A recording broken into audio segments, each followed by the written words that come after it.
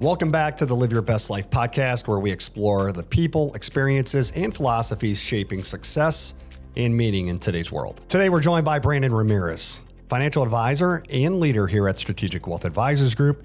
He spent the last 6 years walking alongside clients through real-life decisions, not just financial ones. Today, he joins us to share how his family, passions, and 6 years in the field have shaped his perspectives, his process, and the way he guides clients.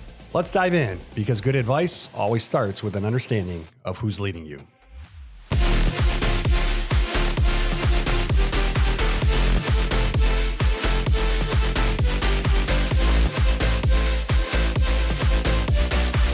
I want to welcome Brandon Ramirez to the LYBL podcast. Very excited to have you on the show today.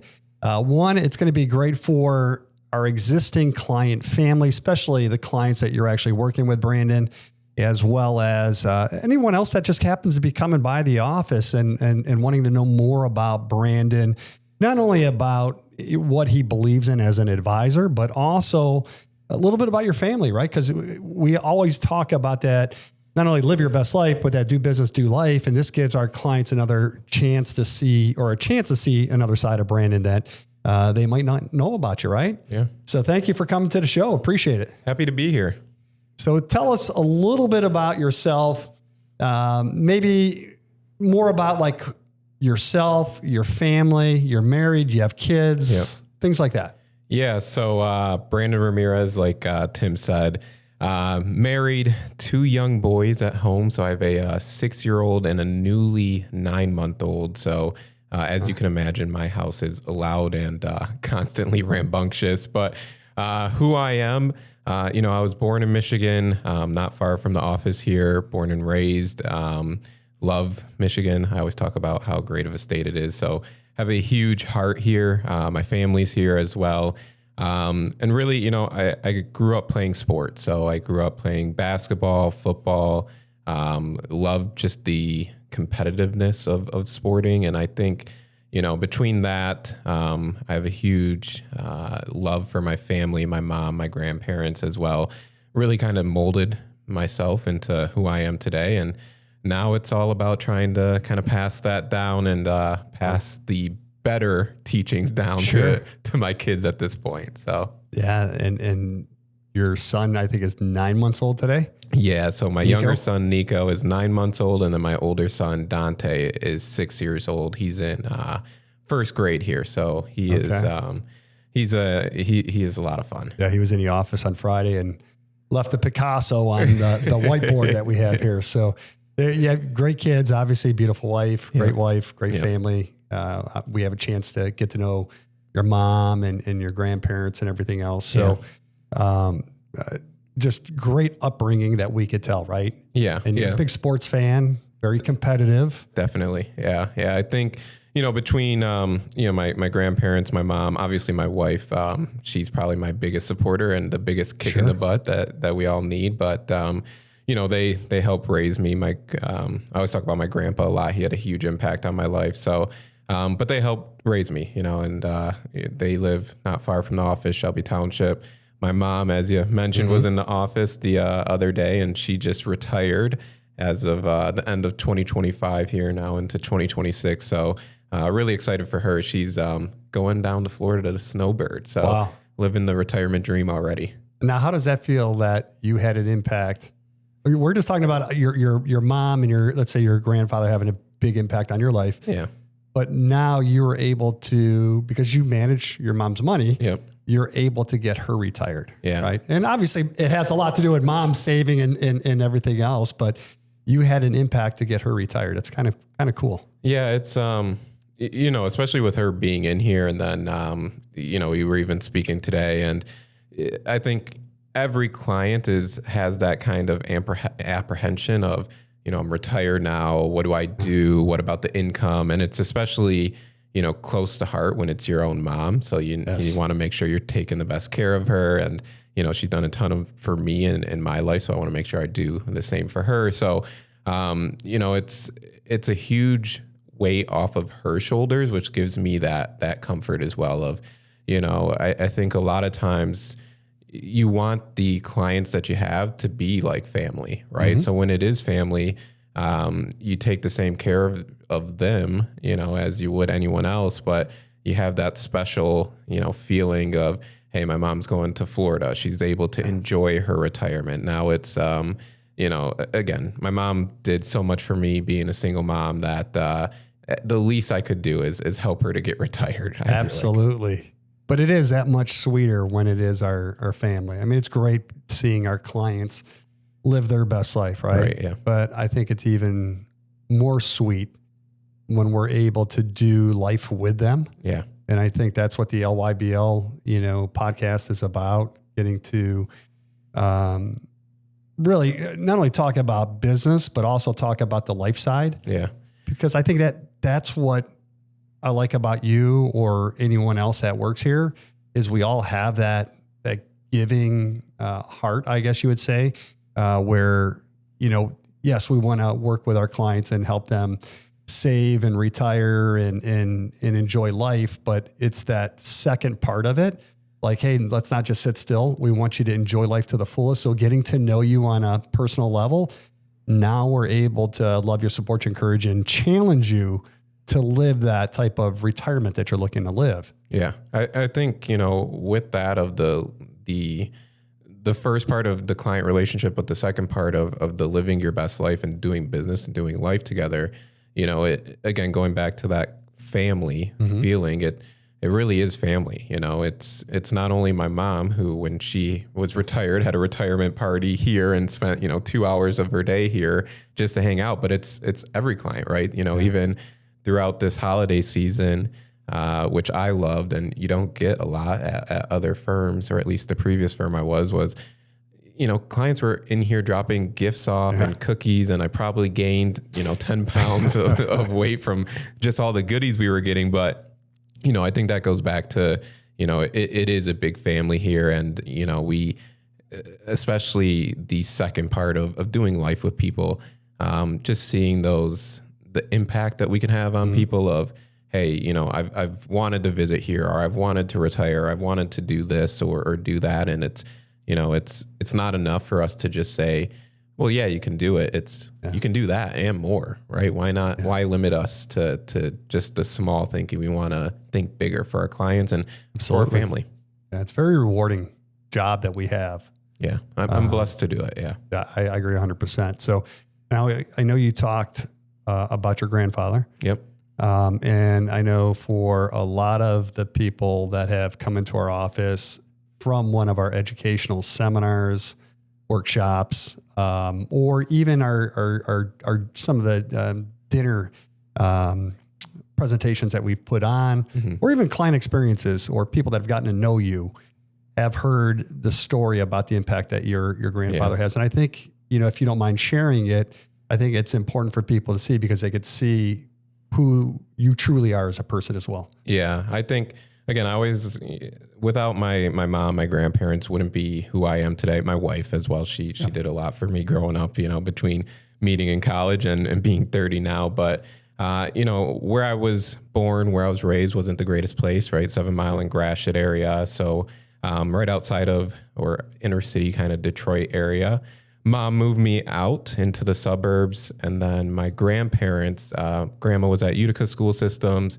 My grandpa taught at De La Salle for 30 plus years. He still teaches now, adjunct at Macomb here in the summer, teaches down in Florida in the winter, snowbirding. So yeah, he one of his favorite things he's always told me was, a mind is a fickle thing to waste, right? And I think, that just kind of tells you who he is and why it was so instilled into me of knowledge and access to knowledge and using knowledge, because, he's a biology teacher, right? So to him, the world is a curious place. It's a big science experiment. And, so he always taught me curiosity and just hunting for knowledge, right? I think that's something else that between the sports and my grandpa, I always want to improve, right? So, I'm older now, don't do so much as the basketball, but still try to get into the gym, right? Still try to learn every day and, make sure you're keeping your mind healthy and, I think even now, having two young boys, I want to make sure I'm setting that example for them, right? So waking up, going to the gym, still making sure, trying to learn, trying to be active with them. But, going back to my grandpa and, coming from one side of, I guess, like the tracks, you could say, is as I moved out to the suburbs, my dad, I'm one of 9 of his kids. So I have half brothers and sisters. I always went still back to the 7 Mile and Gratiot area growing up, even though I was moved out to the suburbs. So always was around my dad and my dad's side of the family. But the older I got, kind of started to realize, there's differences here, right? There's differences in terms of the access to what they're getting to what I had, growing up. And, even now, I think it helps me to shape how I am as an advisor because, a lot of times we go through life kind of just defaulting. We just default that next decision, even retirement at times. We just kind of default into it. Okay, I'm 65 now, it's time to retire, but we don't have a plan or anything, right? So, to me, it was just more looking at my grandparents, both retired, both school teachers, home here in Michigan, home in Florida. They didn't make hundreds of thousands or millions of dollars, but they live a very comfortable retirement life. But that's because they worked at it and they designed the life they wanted to have. So I always, when I speak with clients, talk about living a life of default versus living a life of design. And more people need to realize that you can truly design your life if you care about it and put the time and effort into it. I don't think a lot of people, or when we see people on average like that come into the office, I would say it's probably, I don't know, maybe 40%, maybe 50%, correct me if you think it's differently, that really have a plan designed for retirement. I'm not talking about financial plan. I'm just talking about what they want to do in retirement. A lot of people will say, well, I want to travel. Yep. Or, I plan on status quo for the most part, and then I might pick up a hobby or something. They haven't really thought beyond that. It's just the generalization of it. I want to travel. Well, where do you want to travel? I'm not sure. And then we really start to get them thinking of where they want to go. And it comes back to really kind of figuring out what are some of those things that maybe that was never uncovered, in their life, and helping them uncover those opportunities and then help really hold them accountable. Yeah. New Year's, right? And we're heading into the second week here of January 2026. And we all have our New Year's resolutions, and how many people actually stick with their New Year's resolutions, right? The statistic of being done by like the second week is like 80%, especially people that go to the gym, right? Right. Yeah. So, what I love about this is we're able to help hold them accountable, right? We're not afraid to, because we don't just look at ourselves as advisors, we look at ourselves as leaders. Mm-hmm. And if you tell us, or we're able to help you figure out what you want out of retirement, we're going to make sure that the investments and the money back that up, the income backs that up. And now it's like, hey, we've already ran these numbers and everything looks good. You're going to have a retirement of success. You're not going to have to worry about running out of money. Now we could sit there and hold them accountable to actually doing the things they say they want to do. Yeah, that's what I love about it too is, going back to the doing life with somebody, it's not just a 1-year plan or here's a plan and this is the rest of your life. It's, life is evolving. And, I think living your best life is a verb for a reason, right? We constantly want to do more for our clients. And I think, to your point of people coming in with a plan, most will say, hey, I have some sort of plan, but they haven't really looked at, the actual dollars that they want to spend or utilize for travel. Yeah, you want to travel. Okay, perfect. You can do 20,000 of travel this year. Next year, the same thing, maybe the next 10 years. But then it's, it's on myself and us as advisors to say then, well, where are we going? Why are we not going here? Right. We want you to live your best life. And, I think that's what sets us apart too, is we want to encourage people to spend money. I think a lot of times, it's great to see that, hey, I'm going to, live till 90 or 95 and I have $3 million left or whatever, 4 or 5. But what's the point, right? Unless that's your sole goal of leaving behind $3, $4, $5 million, most people I speak with, it's, hey, I want to do things. I want to experience life. I want to make sure that, I leave this earth without regrets. And, Sure. I think that's the great thing is we, not only encourage people to do it, but challenge them to say, hey, I've showed you to spend the dollars. Why are we not doing it? What's holding us back? And just kind of figuring it out there as, that kind of coach as well, right? Having that accountability partner to say, hey, numbers support it. Let's get you on the plane, right? And, being that family here, we'll connect people with travel agents or whatever they need to, which I think is, a lot different, but very cool because it's, Sure. We're here to really support people and their dreams of what they want to do in life. So you mentioned two things there. So I have two questions for you. One is when people say they want to travel, how many people would you say, the percentage wise, have that actually in their budget, or whether it's travel or things like, hey, I need a new roof? How many of those are actually built into their existing plan before they come in here? Yeah, maybe 25%, and that could even be generous, right? I think a lot of times we get stuck in just the investment realm of, hey, how are our investments doing, which it is important, but that's not the only part of your financial picture.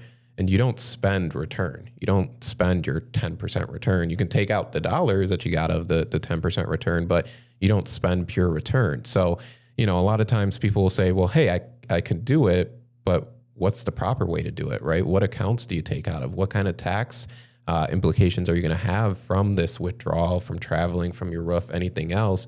And it's really thinking of it in a culmination of everything, right? It can't just be, well, yeah, you can, spend $20,000, but how can we make sure you spend the $20,000, it doesn't affect your tax plan for this year or your taxes for this year, healthcare, all these other things that we stack on top. So it's, people may have that plan of I can spend $20,000, but is it a true plan if you don't know how it's going to affect the other areas of your life at the same time? So, I'd say 25% know they can spend the money. I think 5 to 10% know how to spend the money or how to do it properly. Or have the confidence as well to do it. Yeah. Yeah. And my second question was going to be about how many people do you see actually have a plan, compared to just investments, right? Yep. I would say, between the people that come in, even people with advisors, many times people come in with an advisor, they'll have a plan, but it's mostly just focused around the investment side of things. More incomplete. Right. Yeah. So it's, it's one portion of a plan, but we're not thinking about, today, here and now is important, but the next 20, 30 years of someone's retirement is also important. So we have to think about it in not only investments, but taxes, healthcare, estate planning, even our income plan that we go through as well. But having all of these different pieces now gives you a complete plan. How is this withdrawal going to affect my taxes for the year? If I'm doing tax planning or conversion planning, how much can I do, in vacation if all of my money is pre-tax, right? So it's all of these different things, not even to mention if people are Medicare age.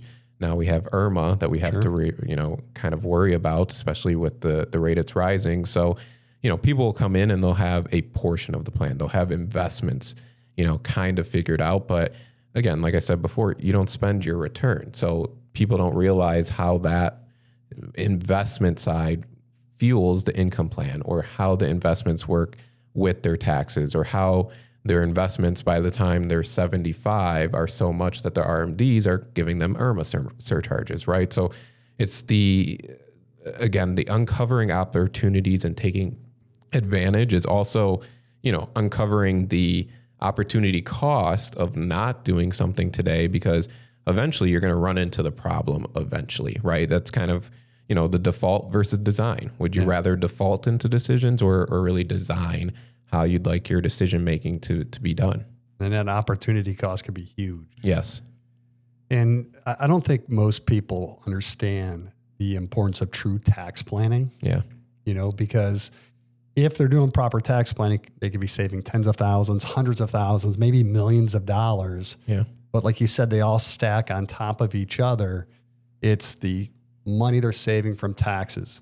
It's the Social Security that is subject to tax. Yeah. It's the higher IRMA charges. All these things stack on top of each other, on top of the opportunity cost. And that's where the value is really derived from when working with more of a comprehensive planner. Yeah. And that's the beauty of it is we look at all of these stacking decisions that are going to happen one way or another throughout your life, but we're also going to do it with you living your best life, right? So you have that person that's going to not only encourage you to travel or spend money, get the new car, whatever it is that somebody wants to do, but we're going to do it while thinking of, hey, what are the future liabilities or what are those future problems that we're going to have to eventually face? We're doing those at the same time. So, when clients come in, that's what that comprehensive plan is showing you not only how to have that successful retirement, but how do you have the most optimal retirement as well in terms of taxation, the healthcare. Let's not give more money to Uncle Sam or to Medicare dollars. So let's keep more money in your pocket. You can do more traveling or more gifting, right? If you want to give money, and we can come up then with different strategies of how you continue to live your best life. But all the while we're thinking about, hey, what are those future opportunity costs if we don't answer them? What are your RMDs? How does that affect your IRMA? What tax bracket are you in? If you're married and, statistically one will predecease the other, what happens at that point, right? So it's all of these different stacking decisions or opportunity cost decisions that, we're thinking about not only for the here and now, getting people retired or giving, them over the hump, but for the next 20, 30 years, because we want to do life with them, right? We want to be here the next 20, 30 years of their retirement so that, hey, we've already thought about your RMDs when you came in and you were 62 or 60, right? So we've already solved for that. Now it's, continuing to enjoy retirement or, whatever new problems we might face, but we're getting to those problems head on rather than, like I said, defaulting into a decision later. Well, I think a lot of people think it's like there's some type of secret sauce that's out there for retirement. And it's really the culmination of doing all these little things that you talked about. The problem is in our field, a lot of advisors just want to manage money, pick stocks, or let's say sell products instead of looking at more holistic, comprehensive planning. Yeah. And I think it's not rocket science or it doesn't have to be super sexy or anything like that of strategies, but it's those decisions and how do we make better decisions? And we always talk about, compounding decisions. You make one good decision, you're more likely to continue to make good decisions, right? Any good habit, it's you continue that good habit and you can build off of that, right? So, it's a lot of times just how do we get you to make better decisions and show you that kind of decision tree of, you can do this or you could do this, and this is why you're better off. End of the day, they still are in charge of their decisions, but now at least you have them laid out in front of you.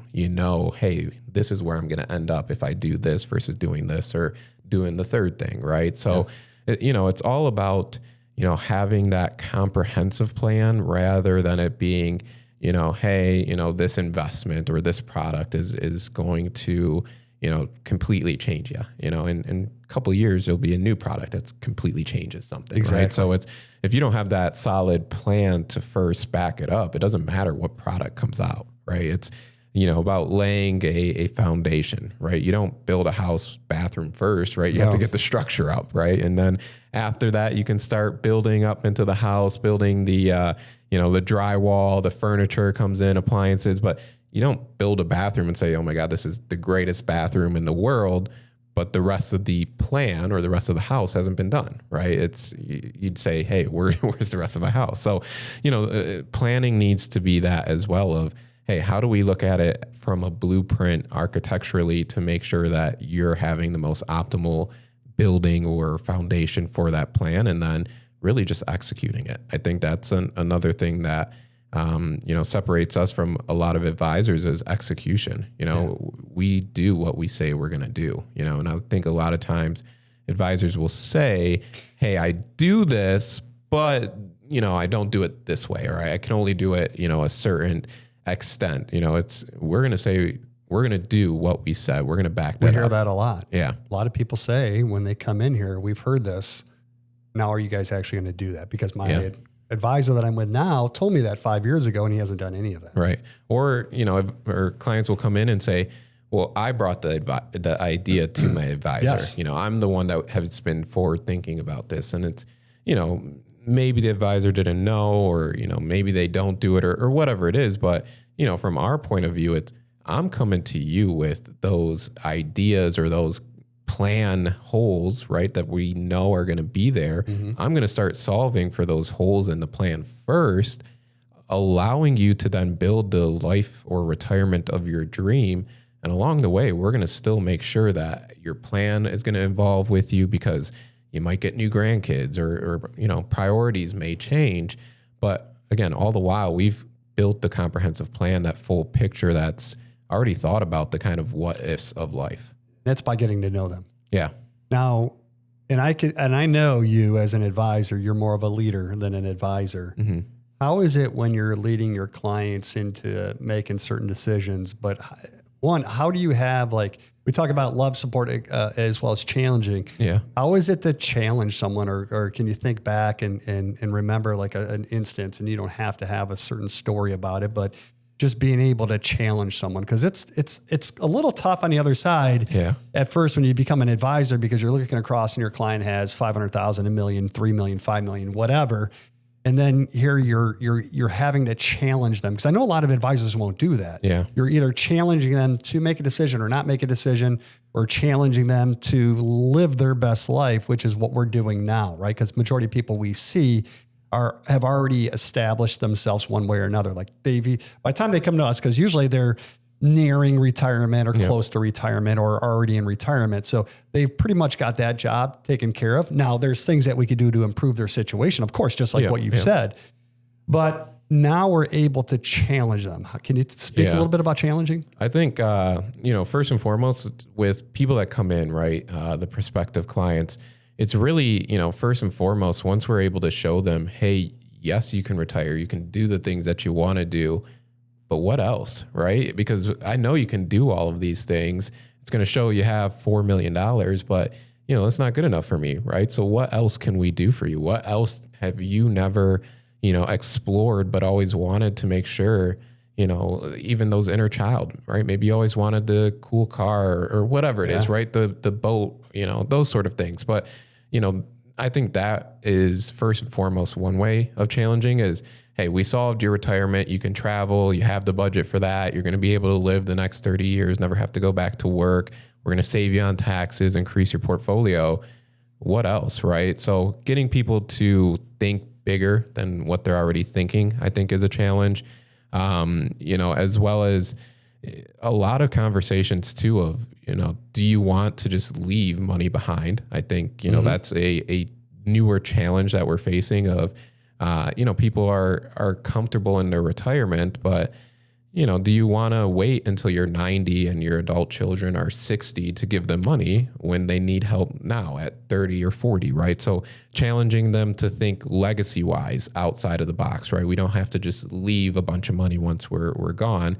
And then really, within current clients, I can think of even now, talking about my mom, just challenging her. She was worried about going to Florida fresh out of retirement, right? She retired December 22nd and is headed there January 7th. So, she's worried, but, I think it's, hey, you have it, the plan supports it, go down, go enjoy the time, and we even have the tough conversations, right? So we've had to have those challenging conversations with clients that are maybe spending too much. And it's, hey, where are we going to draw the line, right? Because eventually we have to make a decision somewhere. You want to increase spending here, fine, but are you okay with that trade-off to spend less later on in life, right? So, there's always those challenging conversations, but I think the great thing is, we're able to meet it head on, right? We've experienced it, or we've had clients in similar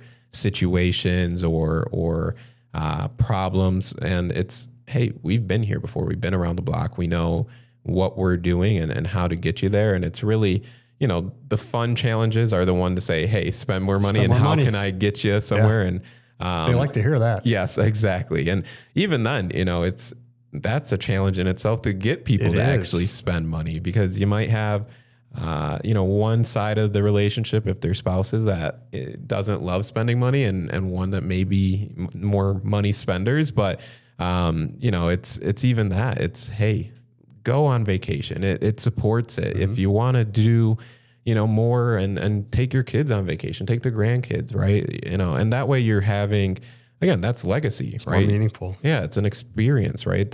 Your kids or your grandkids are going to remember, hey, I went to Disney World for the rest of my life. We had a week there and it was the greatest Those lasting memories. Yeah. Exactly. So I think it's constantly, we try to not only challenge clients, but, within the office as well, we're constantly, trying to better ourselves. And I think, that helps us to transfer it to our clients of, hey, we want better for us, so we want better for you, right? And if you're our family, our swag family, we want the best for you. I agree 100%. And we do that all the time in the office with our office family, right? Yeah. One of the things you said, which it brought me back to one of the obstacles that clients have when they first retire, because they have a 40-year career, let's say, of just saving money, putting into their 401k and investing and saving. And they get to retirement. It's hard to spend. Yeah. Probably 70% of our clients. Well, it's 30, 40 years. It's your life. Yes. It's an identity, right? Yeah. So it's bigger than just being money. It's an identity loss in a way for a lot of people too, of, hey, I've been a nurse for 30 years or a teacher or a doctor or whatever you were for the past 30, 40 years.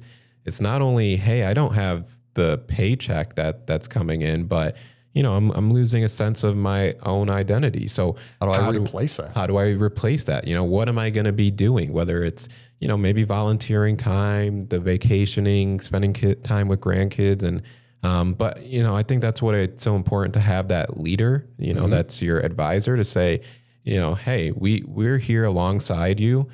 The other great thing here, being so client centric and having Swag Family, is you basically have a family here, right? We do a ton with our clients and for our clients. So, you want to pick up pickleball, we do pickleball leagues, right? You don't want to pick up a sourdough class or whatever, right? We'll help you along the way to fill your time. But I think that's a huge, obstacle, or that leap of faith to say, the money as well as a sense of identity that I'm leaving, but also why it's so important to have somebody that, trusts and cares about you just as deeply as you care about yourself, so that, hey, we're here. We care about the money. We also care about, filling your time and making sure you're busy, because, it is a totally different lifestyle, right? I always say, hey, every day is a Saturday, so Saturday, you got to fill your Saturdays with something. We can't just, eat chips on the couch for forever.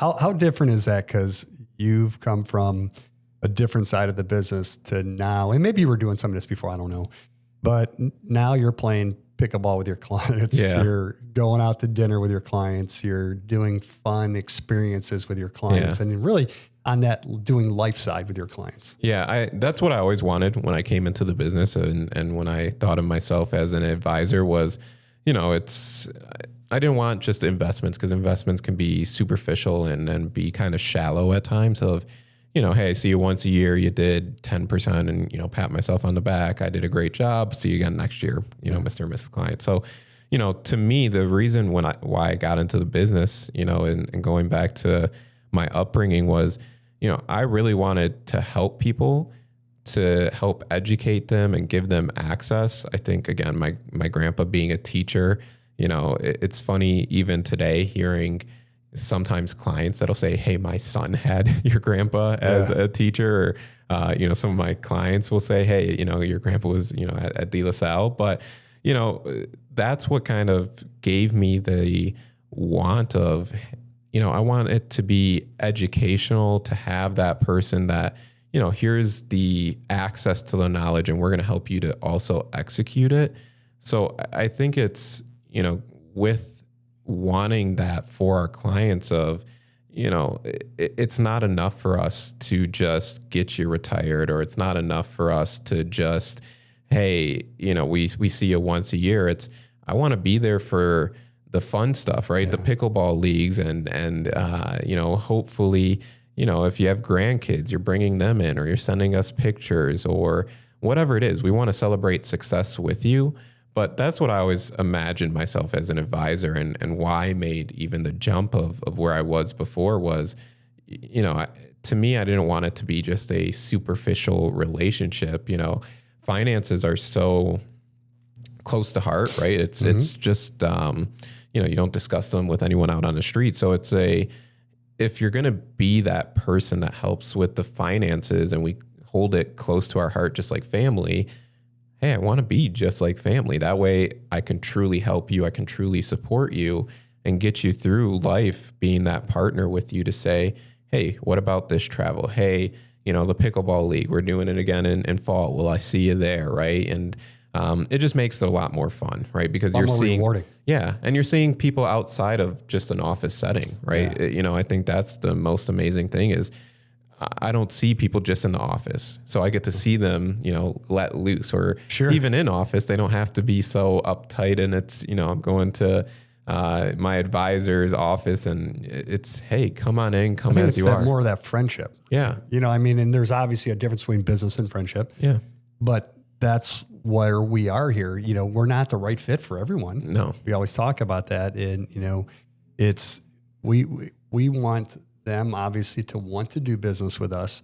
We want them to believe in the same things that we want to, that we believe in, but we also want to make sure they're the right fit to bring into not only for our team here at the office, but also a good fit for our client family. Yeah. It's amazing to see them become friends too.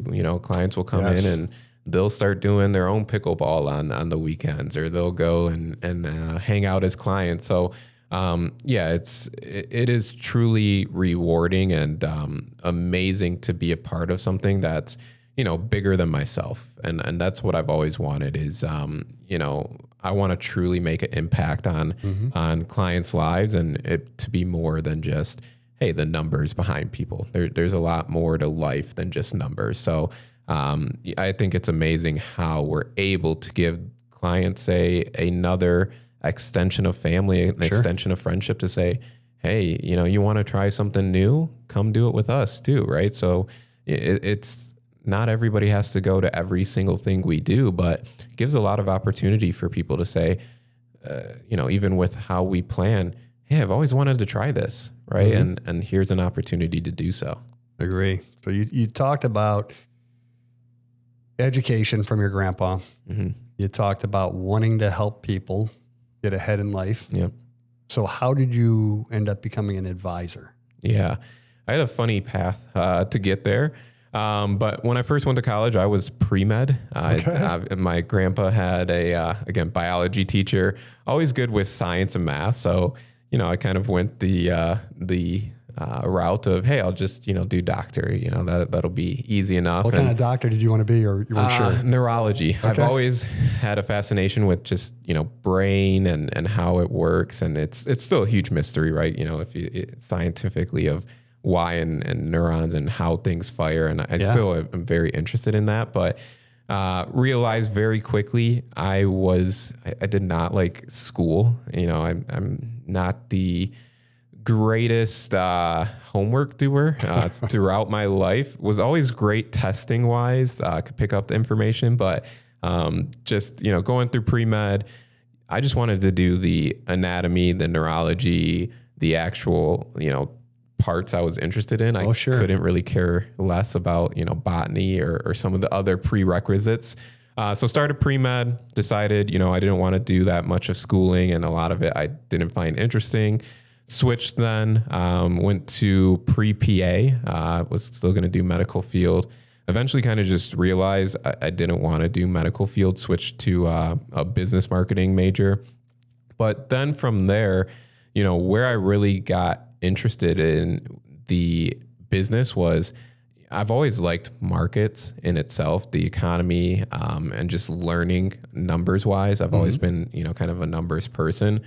So to me, it started to, as I got older, make more sense of, hey, numbers and money is a tool that anyone can use. And, even with tax planning or healthcare planning, us as Americans have equal playing field, right? Obviously, income and wealth can kind of differentiate some things, but we have a level playing field. So as I got older, I realized, I really like people, right? I think I get along with people, pretty well. I think, I've had a diverse upbringing that allows me to kind of see and be able to speak with, all walks of life, which I really love. And I just always had an affinity for markets and seeing how the world works, because I think, money kind of dictates in a way how our world works, but how can we boil it down and how can I make an impact to people? And then it kind of just stumbled upon me, right? And I think we always get the bad connotation, right? People will watch Wolf of Wall Street or like Boiler Room or something like that, and it'll say, okay, the stockbrokers of old of calling people up, and that's not what it is. No. That's not what we are, right? We're not, just selling people on a specific stock or product or anything like that. So, as I then started to transition, it was, to me, I was, hey, how can I make the greatest impact in people's lives? How can I educate people? How can I do the things I'm really passionate about and do it in a way that's going to leave me fulfilled, leave the people I'm working with fulfilled, and not feel mundane, right? And I think that's the, other amazing thing about the profession is I see all walks of life. You talk to all different type of people, see their experiences, see what they care about. And it just really gives you that truly rewarding feeling and experience of, hey, I'm having an impact on people's lives from all walks of life or all different backgrounds. And, again, people typically want similar things, although they may be a bit different, but people want to live their best life. That's what it's all about. And no doubt about it. Just getting them there, I think, is the greatest thing. So, I'm happy I stumbled into to one way or another. Well, you've made a big impact on the people, that you're help managing their assets. And I think there's a big difference between money and wealth. Yeah. Everyone looks at wealth as just dollar signs, and that's not really wealth. Yeah. I mean, you could have an old beat up, I don't know, my first car was a 78 Firebird, but they paid $300 for, but I worked on that thing myself, put very little money into it. And next thing you know, I could sell it for like $3,000, right? But I didn't have to put any more money into it, really, just, a little bit, but not $2,700 worth of dollars. But I put my sweat equity into it to fix that vehicle up, right? Yeah. And wealth could be just, more time with our family. Yeah. It could be, anything that you want. When we talk about like living your best life, well, what does that mean to you? So I think you got into it for the right reason. And, we all say that, well, if you hold your certain security license, you're a fiduciary, right? Yep. I think that's a misconception out there too, because most people probably are not living up to their fiduciary capacity. Right. Yeah. But you're going above and beyond that, because making sure someone's living their best life, that's not really part of being a fiduciary. Making sure you're doing the right things for your client. That's the fiduciary part. But that's just not who you are. You want to go above and beyond that and really have an impact on someone's life. And a lot of that comes from your upbringing. To me, the fiduciary responsibility, it's like the bare minimum, right? Exactly. We should do that as an advisor. Anyone right? should do that, right? We should be holding, it's a very noble profession, right? We should be holding other people's money. Again, finances is very close to heart. We should be holding it, and treating it as such. But to me, again, it's not enough to just do the bare minimum. Why would I want, a client or, again, my mom and my grandparents being clients, why would I want them to do the bare minimum in their life, right? Yeah. And I think, speaking as a child to my mom is, I want my mom to live the greatest life that she could ever do, have the greatest retirement possible, because my mom sacrificed a ton for me, right? My mom again, moved us out. My mom was single mom, worked her entire life. Yeah. So if the little bit I can do is make sure she has the greatest retirement, why would I not want her to? Why would I not want that for my other clients, right? So it's absolutely, it's the money versus wealth. To me, money is a tool, right? It allows us to do things, but I think I'm very wealthy having a kid or having 2 kids, having my wife and having a roof and, being born, in America. That's wealthy in itself, absolutely, right? The money just gives us tools to add to those wealthy experiences or, take the vacation or just experience things. But, a lot of times, again, to me, you have lots of money, but how are we going to use it as a tool? What is it going to allow you to do? Now we can start thinking about how can we spend money or utilize the money that you have and make it into, wealthy experiences or wealthy, purchases or anything like that. So I think wealth to me can be anything, right? I'm wealthy to have 2 healthy boys, right? Thank God for that. Knowledge is wealth, right? Yeah. So there's tons of wealth in the world. It's how can I help people get that tool of the money to realize the wealth of what they want in their world? Well, what would you say is a misconception that someone might have about, could be our industry or financial advisors in general? Like, maybe it's a misconception that's even holding them back from coming into the office. Yeah, I think, the first one, maybe someone that hasn't met with an advisor, right? You watch the movies and again, Wolf of Wall Street or whatever, Boiler Room, those sort of movies, The Big Short, it's can be intimidating, right? You see all these high-rise suits and the jargon that comes with the job and, them just yelling on the phone or whatever it is. And, people don't realize we're people just like them, right? It's, we're not, just here to push a product or anything like that. And really it's just a conversation, right? So I think most people, when they come in, they think it's going to be, like you're going to the doctor's office, right? And, you're going to have to give all the blood and information and, all this stuff. And it's not, right? It's, first we have to come to an understanding as advisor and client to say, hey, are we, even in the same, page or hemisphere to say we want to work with one another? Yeah.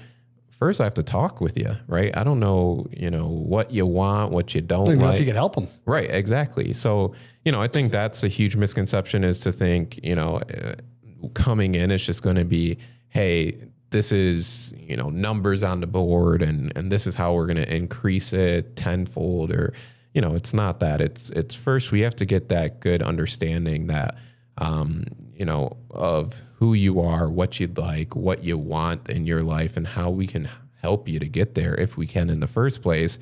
And it's not you need to, get this product or do, it's always just a conversation, right? And even, when you meet with someone the first time and you start doing and showing them numbers of how you can improve, it's still a conversation, right? Because I have to make those planning improvements.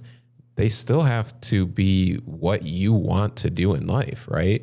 So yes, I can save you money in taxes, but can I also send you on vacation for the next 10 years because it's really important to you, right? So that's that huge misconception of what it's like, because if I don't know you, how do I know you want to go on vacation or how do I know you want the lake house or anything like that? So I can't help you until I know you.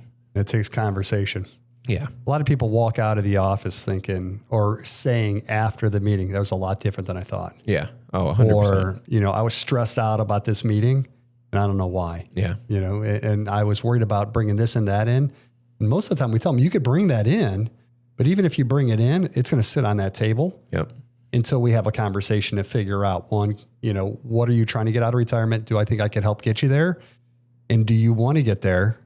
Do you want our help to get there? Yeah. Then we could finally look at the stuff after we get to know them on a personal level. Yeah. It's surprising how people will come in and you can even see, they'll be uptight at first. And, I think we do a great job of welcoming people in. Mm-hmm. But even then as they leave, shoulders drop or they're much, more open, the body language. And it's because it's a conversation. I think to be a leader, you have to know who you're leading, right? How can you be a good leader if you don't listen? You know, that's a huge part of leadership, and us wanting to be a leader as an advisor.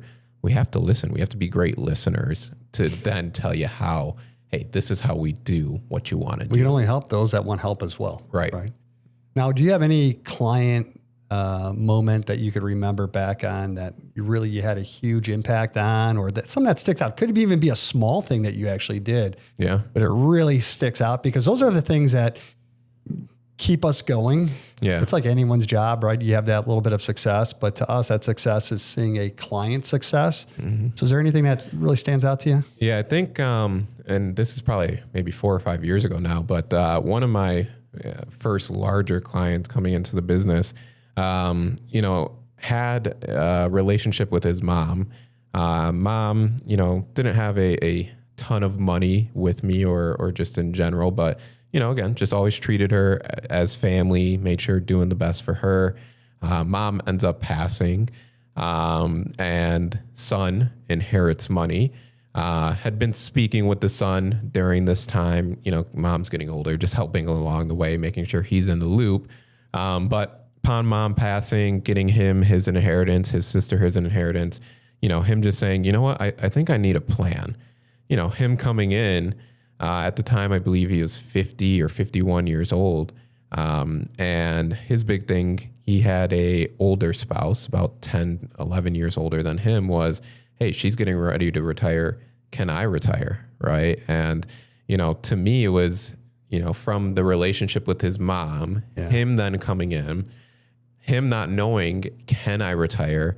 Getting him to retirement at, the age of 51, young age to then live his best life with his spouse and show him that, hey, you can do this. This is how we're going to do it. This is how we're going to make sure you stay retired too. So you're going to be retired until you live till 90 or 95 as well. And to me, it just shows, that came from his mom, who I just had that relationship with, made sure we took care of her. And from that, bloomed into a new relationship to then now, he's been retired for the past 2-3 years now. And it's, something that may have seemed small, but now it's much larger, right? And having that impact upon 2 generations now. So there's constantly small wins like that, but I always love that story because I think it just, it goes to show, right? If you have, someone you can trust, that leader, that really just cares about people, whether it's, huge amounts or small amounts, it just can culminate into much more. So I always love that because, he's a good client. He likes to golf too. So we'll go golfing together, and, just came from a relationship you wouldn't have first thought. Well, if you do the right thing and you do it really well and you take care of that person and you treat them, like you said, like you would want to be treated, or like it's your mom. Yep. And I think that's where a lot of us in this industry that do it the right way, we're always looking at that person sitting across from us like it is our mom or our dad or our brother or our sister, and making sure we're taking care of them. So you nourish that relationship all the way through. He obviously can see how well you've taken care of mom and that the trust was there. So he already had that trust in you. And now you're getting him to retire sooner than he wanted to. Right. Yeah. And we see that a lot, don't we? I think when people come in, they have this idea because they've already worked 35, 40 years that they have to continue to work that extra 2-3 years. And a lot of times we're able to show them how to retire sooner. Yeah. I think, this year alone, probably like 4 or 5 people of, hey, I was going to retire at this time. And it was, well, why? You have the money, the plan supports it. Unless you love working and love what you do, which by all means continue. But if it's a goal of yours to retire, to see the world or spend more time with family or whatever it is, why not, right? Why work just to work if it's not our true enjoyment in life? So there's been a couple of times, even this year alone, where it's been, I thought I was going to retire at, and we just pick an age. Hey, I was going to retire at 65, or I was going to do 67, full retirement age, or whatever it is, right? And it's, well, yeah, you could, right? And, you work more, great, you have more money, but why? If we're trying to go to, travel the world, or, we have a new grandkid and you want to spend more time with them, you want to snowbird, what's the point if you're not going to, experience these things, or you're missing out on it because you have to work? Again, unless it's, hey, I love working and I love what I do. Right. But, a lot of times it's just showing people, and one, to show them, but two, again, to back it up and say, hey, this is how you're going to retire. It all comes back to having that plan. Exactly. That gives them the peace of mind to be able to do so. But then you also have to challenge them to do it, because most advisors out there, or a lot of advisors, I guess I don't want to say most, but a lot of advisors would rather them still to continue to work. Yeah. Because now they're not starting to use their funds. So it's there to grow, right? Yep. Which I understand. Hey, you want to make sure that people are not running out of money. But a lot of times someone who will come in, and this is what I think is very rewarding, is they'll come in, and I remember this happened last year where someone came in and said, hey, I can't retire. My advisor said I can't retire. And then we actually showed them how they could retire. We said, if you don't do anything, your advisor's right. You're going to run out of money by the time you're age 80 or whatever. However, if you do this on top of this, on top of that, now we're able to extend your money another 10 years. Yeah. So now if you want to retire, you can. But instead of running out of money at age 80, now you're going to run out of money around age 92 or whatever the case might have been. Yeah. And so he looked at it with his health, with his spouse's health, and they decided to go ahead and retire. So, until you actually come in and have, like you said, that conversation, you have no idea whether you can or not, or how long it's going to last you, because there's more things that come into that, like vacations and taxes and charges on IRMA surcharges and, things that we're not considering inside the plan that we put together on Excel, let's say. There's more to that. What happens if you have to go into a nursing home? What happens when that first spouse passes away, and now they leave their second spouse from being in a married filing jointly tax bracket to a single tax filing bracket, and they're paying more taxes. So this plan enables them and gives them the confidence that they can enjoy life, like you said. Yeah. To me, it's not enough to just have a static answer, right? Of, hey, or people even come in and they'll say, hey, this tax plan, I ran conversion numbers. It doesn't make sense. Right. And it's, here, look at this piece of paper. Right. And it's, I always tell people, well, think about 10 years ago, your life was probably drastically different. You may have, same morals and same, similar routines, but life was probably different for you. Right. Life is going to be different in the next 10 years too. Right. So, planning in itself is not a static plan. It should never be. It should be flexible and nimble enough to change with you as well as the outside world. Right. And to me, if a client is coming in and they're sharing, hey, here are my goals and here are my concerns, that's what I should be addressing, right? Yeah. I should be addressing, how do we solve these concerns? How do I get you to your goals? The money, or you having $5 million or whatever it is at the end, becomes secondary. Because if you then go through life and you told me I wanted to do X, Y, and Z, and you didn't do it, well, shame on me as an advisor, right? Yeah. I'm supposed to be that person, to be the partner, to encourage you and challenge you to do these things. So to me, it's not enough to just say, well, yeah, you could retire, you could travel, or, it's a static thing of, hey, you did 10% or whatever it is, right? It's, well, yes, but what else, right? Because, with life, it's very short, right? We're here today and gone tomorrow. If we don't think outside the box, if we don't think of what else and what more could there be, while again, also making sure we're solving the concerns, solving the goals that you have, well, how can I make the plan something significant, right? So to me, I want more for my clients, as well as, again, more for myself, so that I'm pouring that into my clients, right? It's, there's a quote, and I think it's, like Martin Luther King or maybe his father that said it, but it's, if you're going to be a janitor, you better be the best dang janitor in the entire world, right? So it's, do everything. And I really hold this true to heart in terms of, the passion I have for advising of, hey, if I'm going to do it, I better do it to the best of my ability, or do it, like I said, the way I would want my mom taken care of, or anything like that. So it's things of those nature of, hey, yes, we can solve a static issue, but life is not static. Life does not stay in stasis. Absolutely. It's continue. The only constant is change. So we have to look at it from that perspective too, of your life will change. Something in the outside world will change.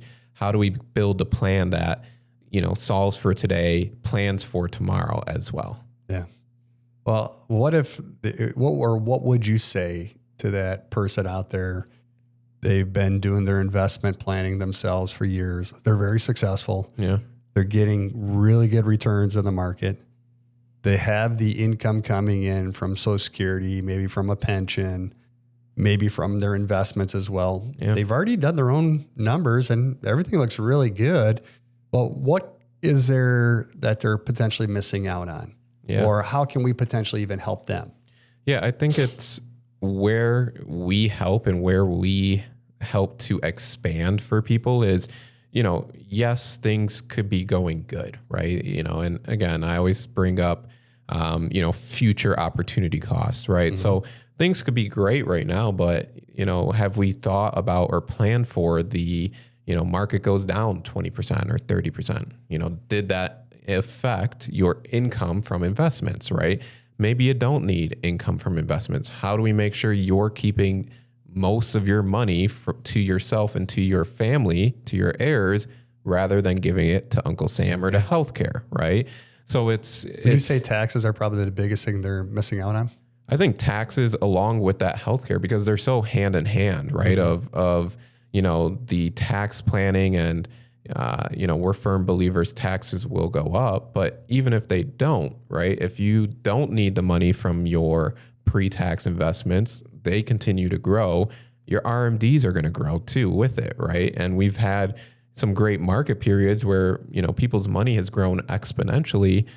So will your future RMDs, right? They're directly correlated to that. So, for people that may say, hey, I've got it all figured out, it's, not only are we able to think outside the box, and maybe bring something new to your attention, we're also going to be those people to say, well, hey, you know what? You are doing great, but what else do you want to do in life? What else is important to you, right? Do you want to leave a lump sum of money at age 95 to your 60-year-old children? Or can we be inventive to, hey, let's give money now. Let's get your 30-year-old daughter into a house because you want to spend time with her in her house, right? What is more rewarding to you too, right? So I think it's not only in the plan, creating a more comprehensive plan, thinking about that future opportunity cost, thinking about, the outside of the box type of planning and advising, but also the life side, right? Yeah. What else can we get from you or for you out of life, right? What do you want to leave as an impact on this world? I always say you leave the world with either I wish or I did. Yeah. I wish I would have done something, or I wish I would have done that, or I did do it, right? So, why not take that opportunity to come in and see and speak with someone that thinks more and wants more for you than maybe even you've thought about for yourself at this point. So, to me, I always say, again, those misconceptions, or even with those people that, I think I have everything figured out. Well, what if you have someone that challenges you? Not only do you have it all figured out, but you're also going to do something you've always dreamed of, or you've always hoped you could do. And now you're doing it alongside of, hey, I had everything figured out, right? So it's about the, the what ifs, the opportunity costs, but also those larger dreams and hopes that, maybe we suppressed or put away because we always said, it just doesn't make sense at this time, or it doesn't make sense money wise or kids or whatever. And now it does. So let's go do it, or let's think bigger. I don't think, though, you could find a lot of that information or gather that information from a lot of our clients without doing the life side and really getting to know them. Because when they come into the office, a lot of times it's business, 5-10 minutes of getting to know you. And then a lot of advisors out there, and I'm really talking about the industry here, just what are your numbers? What are you trying to do? What's your income, your expenses? All right, yeah, you're good. But not really looking into that. And this is why I love what we do, is by getting to know them on a personal level. That's where we're able to gather that information from them. Yeah. Right. On really what's important to them, whether it's leaving money to the kids, helping save money in taxes, which everyone wants to do generally. Yeah. Because it's extra money, more money you could give to the kids in the long run anyways. But, it's uncovering those opportunities, and we get that by getting to know them, doing the life side. We have a client, right now that we're working with who, she was from the Pacific Northwest and been a dream of hers to go back. And it's, I think without that, partner, that leader alongside her to say, well, how can we get you back there? Because, that's your dream to be back there. Maybe she doesn't do it, right? Or maybe she doesn't start, taking those steps to then realize, how can I get myself back there? So, I think it's constantly of how can we challenge you? How can we make it so that, again, you don't feel as though you have no other option or no other choice, right? We'll tell you if, maybe there is no other option or no other choice, but a lot of times, we have choices in life. So it's how, again, do we make those best decision wise, the most optimal decision, but without that partner, does someone like that move back to something they've always wanted to do? And on top of that, because I know the situation, and one thing I love about our team here is we go above and beyond. It's not like we're saying, hey, get this information back to us and we'll give you a mathematical, answer here. Well, most of the time we're going back and we're looking at what is housing costs here? What is housing costs here? Hey, by the way, if you're 10 miles further into the next state, property tax is lower there. Yeah. Taxes in general are lower there. Are you okay being 10 miles away from your destination that you're in now? Doesn't make sense, right? But that's also challenging them and saying, hey, I know you have your mindset here, but if you go here, it's going to be cheaper on you in the long run. Or a lot of the situations that people present to us, we're not just saying, all right, supply us with the numbers and we'll give you our answer. No, we're actually diving deep into it and coming up with alternatives for them. Well, even, for that client is, what if you don't sell the house right away, right? You move there, you don't sell the house. Can you afford to, have two payments, for a number of months or maybe a year if the house sits, right? So it's, again, going above and beyond, going to, well, have we thought about this, right? And even within internally of poking holes into our own plan, right? And that's the other great thing about us working here is that team approach of, it's not just me looking at your plan, right? You have 5 other sets of eyes looking at the plan. So if I miss something, Emily's picking something up, right? Or someone else in the office is picking it up to say, well, we haven't thought about that, or what about this? That way it's not just, one person has the sole responsibility or the sole say on somebody's financial picture. It's, hey, no, you have a team, that's supporting Team approach you. is huge. Not only a team approach here, but also with our advanced planning team, I think just makes a big difference. Yeah.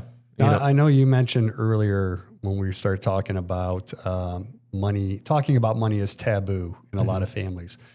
What other conversations do you think that families should be having together? And that could be spouses, maybe as they're approaching retirement, or it could even be talking with your kids prior to passing away. Do you have any advice on either one of those? Yeah, so I'll use my own kids as an example and what I try to do with them. More my older son, the 6-year-old, but something specific that I did with him this past Christmas time period was they do Santa help or shop or whatever, and they can go buy, for people in their family, right? So they get some money. But for me, what I did was I told my son Dante, my older son, I said, all right, Dad's going to give you $30 to go and spend, but you need to put your own money in, right? You need to realize what it is to spend money for someone and what it is actually worth, right? I'm going to give you money to go spend, but you're also going to put a piece of pie in too, right? Something else I do with him too is, as we're saving money is just show him his accounts. So having accounts set up for him, but hey, you put money away here. look at what it's did. You know, it grew to this, and you didn't even put another dollar in. And he just thinks it's really cool. My son, he's a numbers kid too, so he kind of takes after me. But things like that of, hey, this is what money is. This is how you spend it. This is how you can, you know, create that relationship with it. Same thing, you know, with him and his mistakes in life, right? So, you know, he broke something at our house. I said, hey, you know, you owe me money for this, right? Not that he has to actually give it to me, but he knows, hey, I have a debt to fill, right? You either have to work it off with chores or you're going to give me some money to go replace what you broke. So, you know, just having that relationship with money to understand, you know, if you spend it, this is how you get it back or how you can earn it. So for them, you know, I just really try to instill into him of, hey, you know, there's consequences. You have to work and you have to make sure that, you know, you're doing the right things in order to have the money to do it. And even, you know, within families or, you know, within, you know, my wife and I, just having that kind of weekly reset is something we do every week, every Sunday, basically of, you know, not only the pickups and the you know, the small things of life of who's getting what kid at what time, but, you know, what expenses are coming up or what are we planning? What vacations do we want to take for this year? And really just try and make sure we have, you know, the conversations around money. That way, you know, a lot of times money slips through the cracks with people and you don't realize the money that you're spending unless you take accountability or take ownership to say, oh, you know what, you know, we spent a little bit more out to eat or at Amazon or whatever it is. So those, you know, conversations, and then, you know, conversations that I've had with my mom and my grandparents, you know, son to parents is, you know, just making sure, obviously I'm in the business, so maybe a little bit different, but for them was really with that estate planning and the legacy planning of, hey, you know, make sure we have something put together, right? For, you know, my mom to my grandparents and my mom to me. Also for my grandpa, you know, him being the password holder in my grandma and grandpa's relationship. Very common. Hey, have somewhere to have the passwords, right? God forbid something happens to you. How is grandma getting passwords to accounts, right? So just those sort of things, you know, what type of estate plan do we have put together? What do I do if something happens to you? Where do I go to get to documents or money or anything like that? So having those types of conversations as well. So, you know, I think that's, you know, with where our company is and the firm is great is that we're able to help facilitate some of those conversations as well, whether it's, you know, us doing the beneficiary dinners or anything like that. But, you know, that's what I would encourage people to talk about within their different relationships is, you know, as parent to child of, hey, how does money work and having them have ownership. It's not something they should be afraid of, but hey, you need to know how you spend and earn money. And, you know, and they could be doing that with their grandkids. 100%. Because a lot of parents don't do that with their kids. No. I would say it's probably not the norm, right? Probably not, right? You know, most times you don't want your kid to worry. And, you know, my kid will never have to worry about the actual financials of bills, but he should know, right? You know, and if he wants something at a store, he's capable. He's a smart 6-year-old boy. He can speak.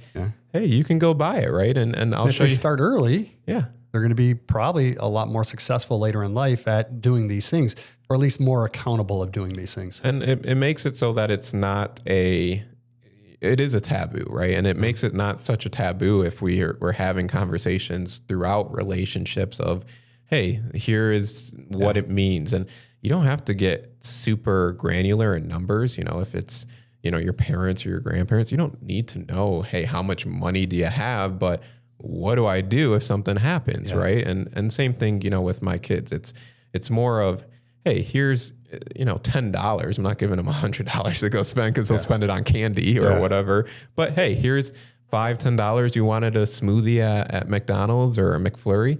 Okay, go up there and go order it. And here's your $5 to go do it. You know, and now you know, hey, this is what I get, right? This is how the money is used as a tool. So just having those conversations, I think is great. I'm actually getting something for this $1, but I have to give that $1 up to get it. Right. And we see that with our clients. I mean, I would say a good portion of our clients, it's usually one spouse that's really doing the financial planning. Yeah.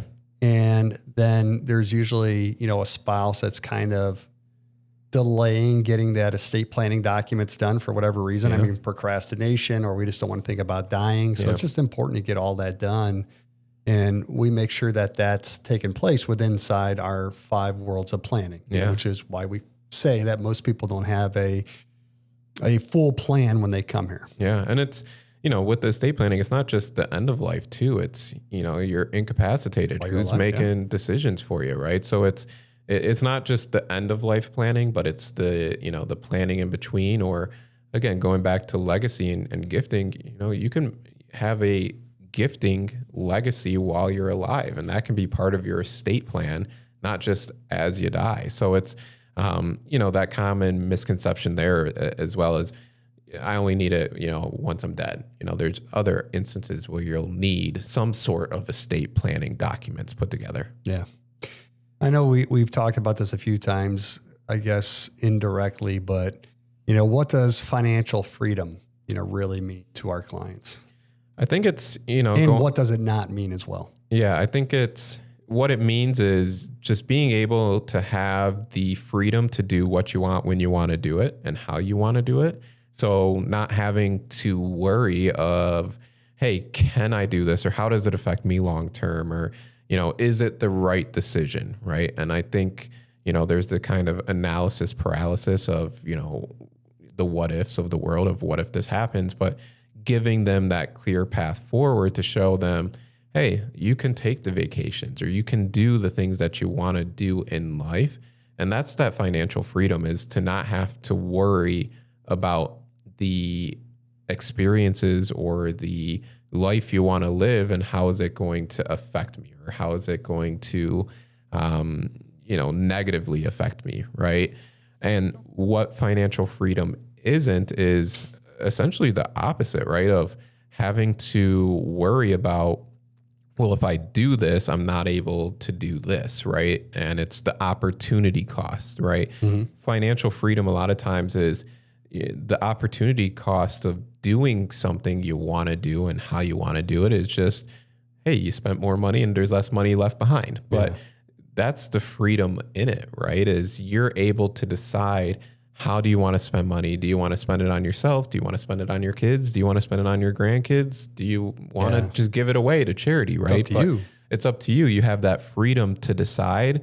And again, it's, what I think non-financial freedom in it is just those default decisions. You don't have that ability to make the decision yourself to say, I would like to do this, or I want to do this. It's, I only have this option, right? Mm-hmm. So it's always about, how can we give people more options, more opportunities that maybe they didn't realize for themselves. And that's what gives them that total freedom to say, you know what, I've thought of everything. I've thought of everything in terms of my financial plan. We've poked holes. We've looked at the ups and downs, the what ifs.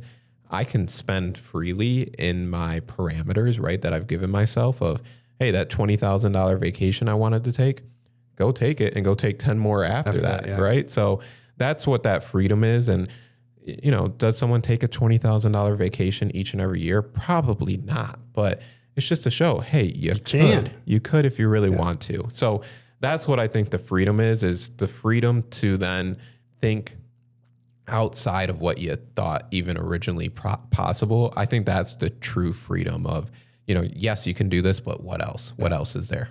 Yeah. So for our listeners listening in today, what would you advise them to do or challenge them to do? Because we're talking about challenging today over the next 30 days. Because it doesn't have to be a client, just be a listener. Yeah. What should they do? What would you challenge them to do? Yeah. So, whenever we have seminars or I'm speaking with people, I always tell them, the biggest thing I can encourage someone to do is to do, right? So whether it's, you call up us or you go to the gym or whatever it is, whatever that resolution is or whatever it is you want to improve on, the hardest step is making the step. Taking that first step is to do. So I always tell people, when you have a seminar or when you're speaking with us or coming in as a client, you'll learn something, right? You'll get some sort of education. It's up to you to go do something, right? And I always encourage people to go do. you can figure out, along the way. You might not do it right the first time, right? With anything in life, you might not, have if it's fitness, the perfect plan or, the perfect workout regimen, perfect diet, anything, but at least you started. At least you gave yourself a starting point, right? Yeah. Now you can improve. Now you can, refine what you're doing. So that's what I would say, whether it's, their finances, their fitness, their health, anything in life, just take the first step. Don't be afraid because, a lot of times the good that you'll see is on the other side of that first step, right? But it's the hardest part. It's just getting that encouragement or challenging yourself enough to do the unknown, right? We really, as humans, procrastinate and we fear the unknown, the fear of not knowing. But, what I always challenge people is to say, well, what if you did know and you figured out it was a lot better on the other side? Yeah. At least you now know. You can always go back, right? You can always say, hey, I don't like, my fitness or I don't like my diet, and you can always go back. But for you to figure out how do you improve it, you have to do and take that first step. Until you know. Yeah. You got to get that second opinion. Yeah, 100%. So when you have a advisor-client relationship and it's working good, what does that look like?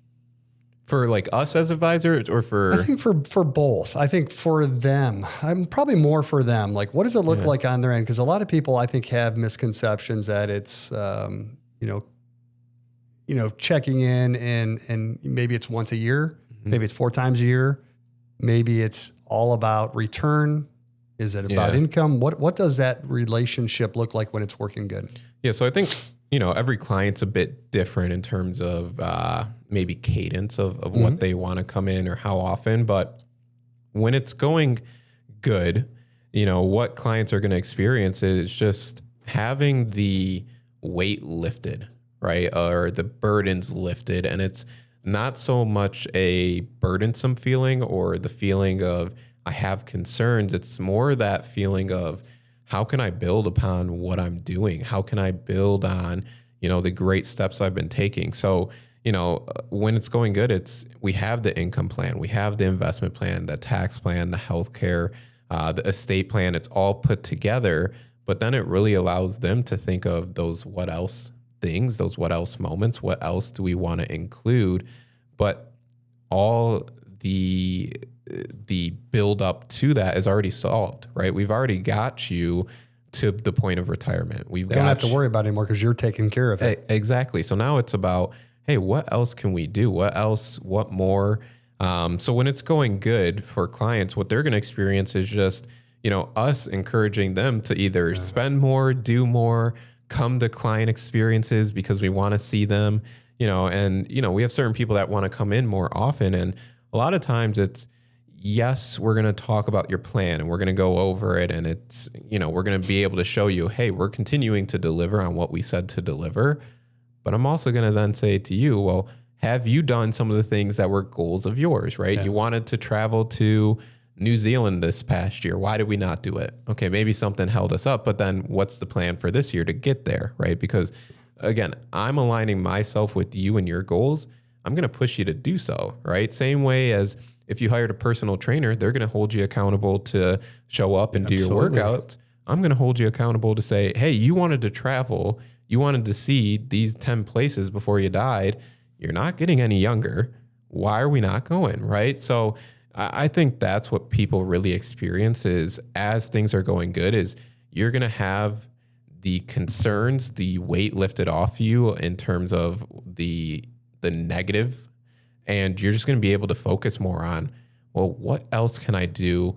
I have Brandon here telling me I didn't travel to New Zealand this past year. I better do New Zealand. And he's probably going to tell me to go to Australia too while I'm there. So it's having that partner, that leader that's going to walk alongside you with life and just say, hey, you know what, Mr. Client, you said you're going to do this. Why are we not doing it? The numbers support it.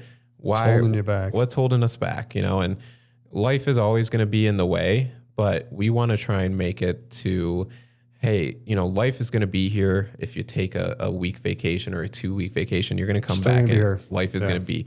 So, even back to the point before, why not just go do it? you know, and experience it. And you might find out, hey, I really like traveling and I'm going to do, you know, my $10,000 vacation each and every year. Right. So it's having those conversations of, you know what? Yes, we've taken care of the comprehensive planning and the opportunity cost. Now it's about, well, what's the opportunity cost if you don't spend your money, right? And, you know, now you're older and you can't travel as you would when you're younger, right? Legs don't work the same way. Back doesn't work the same way. So, you know, we're always that person to, like I said, I want to be the leader, that person, the partner with you to say, hey, I'm holding you just as accountable as you would hold me as your advisor, right? Sure. It's that this is a two-way street. Yeah. Now, I think everyone listening today could or watching on the podcast too, could see your passion for the business, the industry, and for helping your clients. What are you most excited about, though, working with the families that you serve moving forward? Yeah, I think most excited is just seeing them have success in life, seeing, you know, their wins throughout their life, whether it's retirement, having a kid, having grandkids, you know, doing something they always wanted to do and having those experience moments of, hey, I lived my best life. So it's always about how can I help to celebrate them or, you know, as they're retired and having them experience. And for the people that might not be is, hey, now you have that clear path forward of this is how you want, or this is how you get to where you want to be. Here's your clear path. This is how we accomplish that. Let's do it. Right. And then as we then get there, it's again, the wins along the way. So, you know, I think it's going back to, you know, the competitiveness, you know, I love winning, you know, I like to win. I hate losing, you know, a lot more than I love winning, but I love seeing wins. So I love seeing my clients win because, you know, to me, that's a small win for me as well. Right.